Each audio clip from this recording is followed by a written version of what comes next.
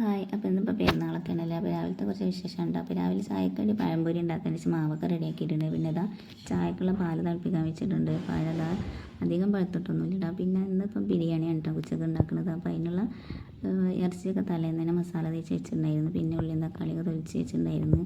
അപ്പോൾ ഇതാ ഞാൻ മൈദമേലാഞ്ചി ഉണ്ടാക്കി നല്ല അടിപൊളിയായിട്ട് ചോത്ത് വന്നിട്ടുണ്ട് കേട്ടോ. അപ്പോൾ പഴംപൊരിയൊക്കെ ഉള്ള പഴതാ നീളത്തിൽ അരിഞ്ഞ് വെച്ചിട്ടുണ്ട്. എണ്ണ അവിടെ ചൂടാക്കാൻ വെച്ചിരുന്നപ്പോഴത്തേന് ഇനിയിപ്പോൾ ഓരോന്ന് ഇട്ട് കൊടുക്കുകയാണ്. അപ്പോൾ ഉള്ളിയും തക്കാളി ഇഞ്ചി വെളുത്തുള്ളി അങ്ങനത്തെ സാധനമൊക്കെ രാത്രി തന്നെ ഞാൻ തൊലിച്ച് വെച്ചിട്ടുണ്ടായിരുന്നു കേട്ടോ. അപ്പോൾ ഇനി രാവിലെ നമുക്ക് എല്ലാത്തിനും കൂടെ നേരം കിട്ടില്ലല്ലോ.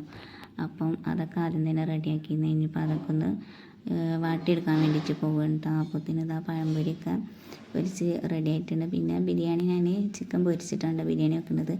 അപ്പോൾ അതിനുള്ള ചിക്കനൊക്കെ ഇതാ ഫസ്റ്റ് ട്രിപ്പ് ഇട്ട് കൊടുത്തിട്ടുണ്ട്. അപ്പോൾ അതൊക്കെ റെഡിയായി ചോറൊക്കെ ദമ്മിട്ട് പിന്നെ ഇത് മക്കളൊക്കെ കുളിപ്പിച്ച് മാറ്റി കൊടുക്കുകയാണ്. അപ്പം ജസ്ലീൻ്റെ മിച്ചൻ്റെ ഡ്രസ്സൊക്കെ ഇതാണ് കേട്ടോ. ഇപ്പോൾ ജനമോൾ അവിടെ ഉടുപ്പൊക്കെ ഇട്ട് നടക്കണുണ്ട്. ഓരോ സാധനങ്ങളൊക്കെ വലിച്ചു വാരിയിട്ടിട്ട് അങ്ങനെ നടക്കുന്നുണ്ട്. അപ്പം പിന്നെ ഇതാ റെഡിയാക്കി കൊടുത്തിട്ടുണ്ട് കേട്ടോ. അപ്പം ഇനി മാറ്റലും എല്ലാതും കഴിഞ്ഞ് നിസ്കാരം കാര്യങ്ങളൊക്കെ കഴിഞ്ഞതിന് ശേഷം പിന്നെ നമ്മൾ ചോറൊക്കെ തിന്നു. അപ്പോൾ ഇതാ ചോറൊക്കെ ദമ്മിട്ട് പൊട്ടിച്ചിട്ടുണ്ട്. ഇനിയിപ്പോൾ ചോറൊക്കെ വിളമ്പി തിന്നാൻ വേണ്ടിയിട്ട് പോവുകയാണ്. അപ്പം നല്ല അടിപൊളി ചിക്കൻ ബിരിയാണിയാണ് കേട്ടോ.